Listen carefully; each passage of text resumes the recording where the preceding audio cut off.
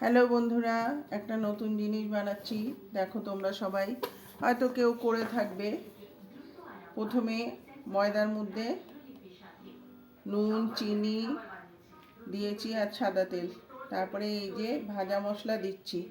এতে আছে তোমার জিরে গুঁড়ো, ধনে গুঁড়ো, আর এটা হচ্ছে মৌরি আর গোলমরিচ। এইটা দিয়ে এটা মেখে নেব। এই যে মেখে নেওয়ার পরে এইবারে দেখো কি দেব। এটা কি কেউ কোনো দিন করেছো? করলে আমাকে জানিও। আমি এই প্রথম করছি, তাই তোমাদের সাথে শেয়ার করলাম। এটা হচ্ছে তোমার কাঁচা কুমড়ো বাটা, মানে পেস্ট করা।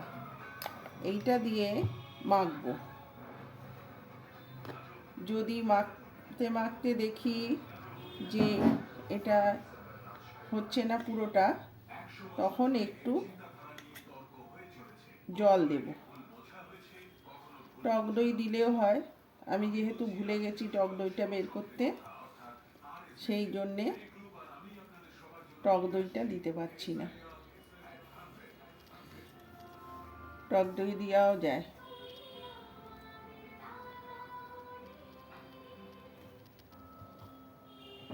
এইবারে সবটা দিয়ে নেব।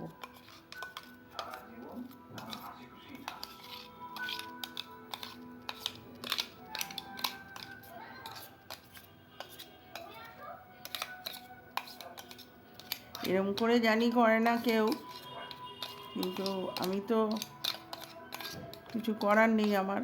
আমি বললাম তো, এখনও আমি এডিট করতে পারি না, সেই জন্য আমাকে এইভাবেই করতে হচ্ছে। তোমাদের সাথে শেয়ার। তোমাদের ভালো লাগলে লাইক কমেন্ট করো।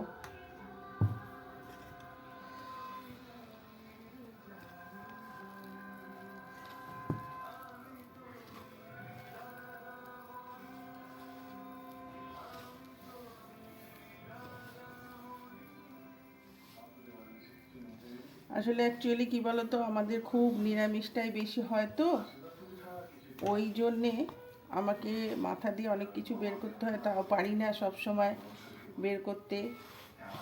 আমারও খুব পায়ে ব্যথা আছে।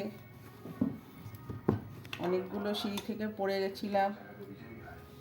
একটু জল দিতে হবে, বুঝতে পারছি। এই যে একটা কুমড়ো পেস্ট হয়নি, জলটা আমি মিক্সিতেই দিয়ে দেবো। আমি কুমড়োটাকে কিন্তু বন্ধুরা মিক্সিতে গ্রাইন্ড করে নিয়েছি, কারণ তাছাড়া খুব করা সম্ভবপর না।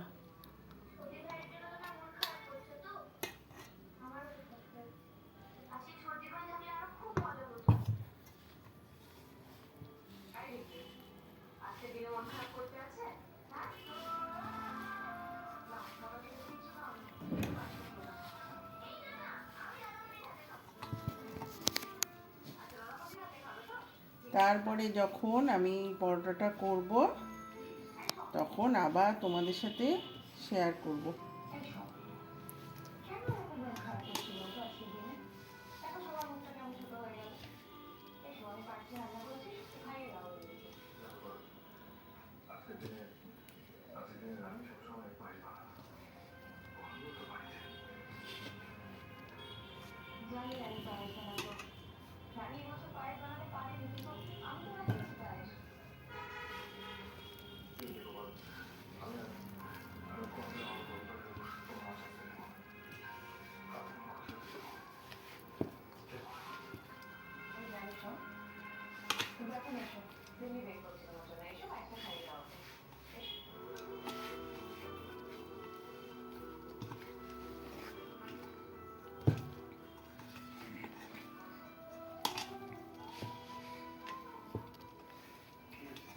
আর একটু মনে হচ্ছে জল লাগবে বোধহয়।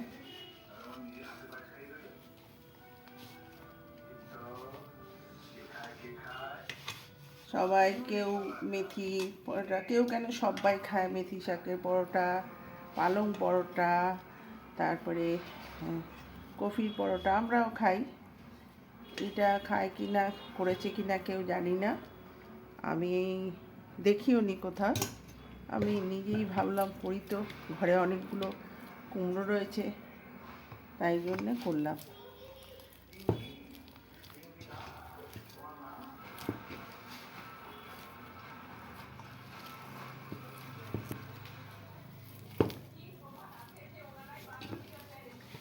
ঠিক আছে বন্ধুরা, টাটা। এই দেখো মোটামুটি এরম করেছি, বিশাল বড় হয়ে যাচ্ছে ভিডিওটা, তাই এখানেই থাক। সবার ভালো লাগলে লাইক, শেয়ার, কমেন্ট করো। এবারে এর উপরে একটু তেল দেব, দিয়ে লেচি কেটে, এখন চাপা দিয়ে রাখবো, লেচি কেটে পরোটা তৈরি হবে।